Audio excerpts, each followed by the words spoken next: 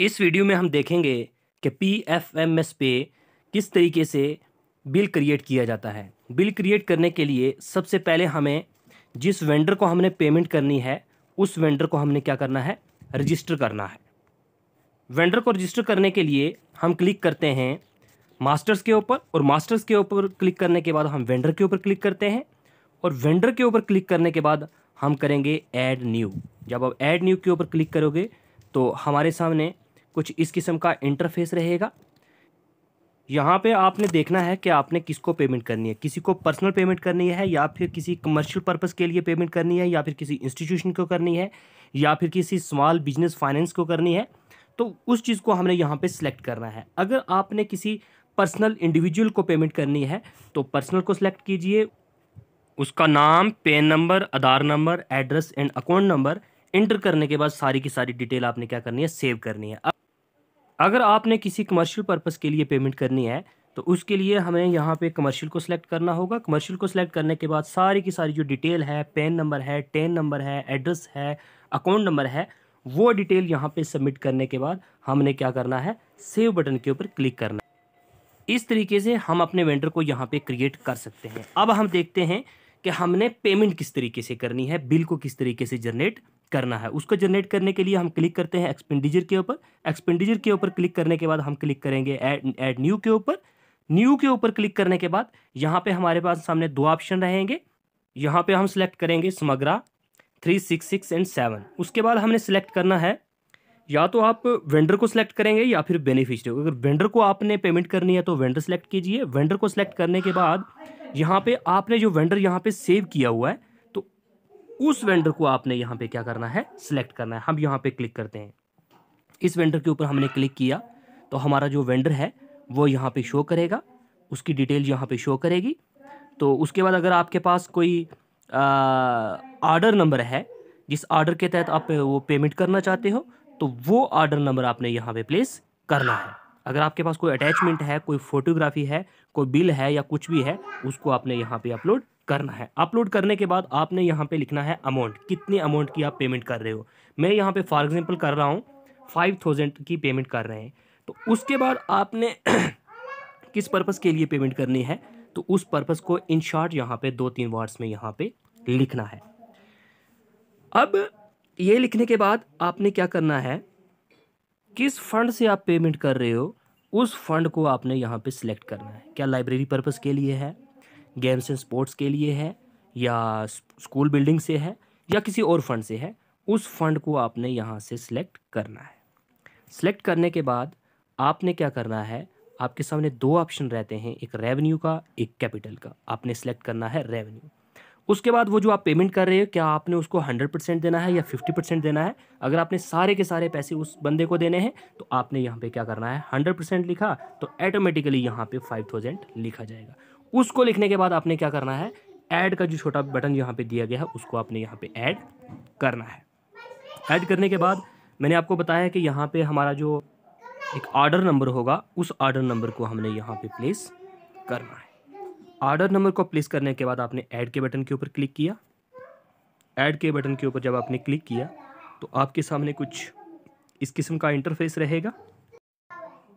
यहाँ पे ये डिटेल दी गई है कि आप कौन से फंड से पेमेंट कर रहे हो, कितना अमाउंट पेमेंट कर रहे हो, आपका जो ऑर्डर नंबर है वो यहाँ पे मेंशन किया जाएगा, कितना अमाउंट है वो मेंशन किया जाएगा। उसके बाद अगर आप ये पेमेंट करना चाहते हो तो आपने क्या करना है, ये जो जहाँ पे छोटा सा बॉक्स दिया गया है इसके ऊपर आपने क्लिक करना है। इसके ऊपर क्लिक करने के बाद आपने सेव के बटन के ऊपर क्लिक करना है। जब आपने सेव के बटन के ऊपर क्लिक किया तो उसके बाद आपके सामने कुछ ऐसा इंटरफेस रहेगा। वहाँ से आपने क्या करना है, इस चीज़ की कंफर्मेशन देनी है कि क्या आप इस बिल को अप्रूवर की तरफ फॉरवर्ड कर रहे हो या नहीं कर रहे हो। अगर आपने उस बिल को रिजेक्ट करना है तो भी आपके पास यहाँ पे एक ऑप्शन रहेगा, उस ऑप्शन को आप सेलेक्ट करके बिल को यहाँ से रिजेक्ट कर सकते हो। यहाँ हमारे सामने एक सेव का बटन, हमने इस बटन के ऊपर जब क्लिक किया तो हमारे सामने वो जो बिल जनरेट हुआ है उसका नंबर यहाँ पे आ जाएगा। इस नंबर को हमने सेव कर लेना है। फर्दर हमें इसका रेफरेंस कभी अगर इसकी ज़रूरत पड़े तो हम इसको सेव रख सकते हैं। हमारा जो बिल है वो सक्सेसफुली सेव हो चुका है। और अब ये हमें बोल रहा है कि क्या आप इस बिल को प्रोसीड करना चाहते हो, तो हम क्लिक करेंगे यस के ऊपर। तो हमारा बिल जो है वो प्रोसीड हो चुका है। उसके बाद हमारे पास कुछ इस किस्म का इंटरफेस रहेगा। उसके बाद हमने सेलेक्ट करना है ई पेमेंट। ई पेमेंट को सिलेक्ट करने के बाद हमने इसको फर्दर प्रोसीड करना है। तो उसके बाद हमारे पास कुछ ऐसा इंटरफेस रहेगा। यहाँ पे देखिए हमारे पास जो बैंक की जो डिटेल है वो हमारे सामने आ गई है। इस बैंक की डिटेल को चेक करने के बाद हमने जो पासबुक के ऊपर हम किस किस्म की एंट्री देखना चाहते हैं, मतलब किस पर्पस के लिए हमने ये पेमेंट की है, तो उसको तकरीबन 2-4 वर्ड्स में हमने उसको एक्सप्लेन करना है। जैसे मैंने यहाँ पे लिख दिया स्पोर्ट्स इक्विपमेंट्स। यहाँ पे लिखने के बाद आपने क्या करना है, नो बटन के ऊपर क्लिक करना है। नो बटन के ऊपर क्लिक करने के बाद आपने कन्फर्म के ऊपर क्लिक करना है। जब आपने कन्फर्म के बटन के ऊपर क्लिक कर दिया तो थोड़े से टाइम के लिए ये जो बिल है आपका प्रोसेसिंग में रहेगा। प्रोसेसिंग में रहने के बाद देखिए अब ये जो बिल है हमारा ये जनरेट हो चुका है। उसके बाद हमारे पास कुछ इस किस्म का इंटरफेस रहेगा। यहाँ पे हमारे पास 2 किस्म के ऑप्शन रहते हैं कि आप इस बिल को यहाँ से कैंसिल करना चाहते हो या फिर इस बिल को अप्रूवर की तरफ सेंड करना चाहते हो। अगर आप इस बिल को अप्रूवर की तरफ सेंड करना चाहते हो तो आप क्लिक कीजिए इस फर्स्ट ऑप्शन के ऊपर। जब आप फर्स्ट ऑप्शन के ऊपर क्लिक करोगे तो आपका ये जो बिल है वो सक्सेसफुली आपके अप्रूवर की तरफ चला जाएगा। तो हम क्लिक करते हैं अप्रूवर के बटन के ऊपर। जब आपने अप्रूवर के बटन के ऊपर क्लिक किया तो ये हमारा जो बिल है ये अप्रूवर की तरफ चला गया है। तो अब हम क्या करेंगे, इस आईडी से इसको लॉग आउट करेंगे। लॉग आउट करने के बाद हम जाएंगे किस में, अप्रूवर वाली आईडी में। अब हम यहाँ पे लॉगिन करते हैं अप्रूवर की आईडी। अप्रूवर की आईडी से हम क्या करेंगे, जो हमने बिल फॉरवर्ड किया है उसको हम अप्रूव करेंगे। उसके बाद हम सीधा चले जाते हैं यहाँ पे एक्सपेंडिचर के ऊपर। एक्सपेंडिचर के ऊपर आपके सामने मैनेज का ऑप्शन रहता है और अप्रूव का ऑप्शन रहता है। आपने क्लिक करना है अप्रूव के ऊपर। जब हमने अप्रूव के बटन के ऊपर क्लिक किया तो हमारे पास कुछ ऐसा इंटरफेस रहेगा।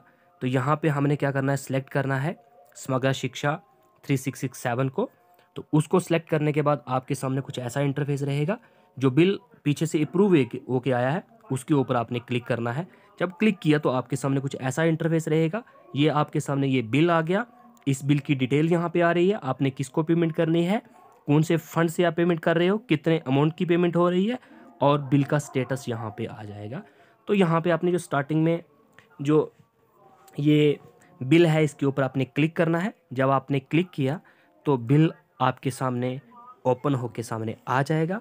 आपने यहाँ पे सारी की सारी डिटेल देखनी है। अगर ये डिटेल करेक्ट है, अगर आप इस बिल को अप्रूव करना चाहते हो तो आप इस बिल को यहाँ से अप्रूव कर सकते हो। अगर आप इस बिल को रिजेक्ट करना चाहें तो बिल को रिजेक्ट भी कर सकते हो। तो हमने क्लिक किया अप्रूव के ऊपर। अप्रूव ऑब्लिक रिजेक्ट 2 ऑप्शन आते हैं। तो हमने जब यहाँ पे इसके ऊपर क्लिक किया तो हमारे पास कुछ ऐसा इंटरफेस रहा। तो हमने यहाँ पे लिखा कि बिल हमने अप्रूव कर दिया है। तो 2 ऑप्शन रहते हैं, अप्रूव का और रिजेक्ट का। अगर आप रिजेक्ट करना चाहते हो तो उसका यहाँ पे रीज़न लिखना है। तो हम यहाँ अप्रूव करते हैं। तो हमने अप्रूव के ऊपर क्लिक किया। तो अब ये हमसे कंफर्मेशन पूछ रहा है तो हमने ओके किया। तो ओके के करने के बाद अब ये जो हमारा बिल है वो क्रिएट हो चुका है। तो यहाँ पे क्लिक करेंगे प्रिंट के ऊपर। प्रिंट के ऊपर क्लिक करने के बाद हम यहाँ से इसका प्रिंट आउट ले लेंगे।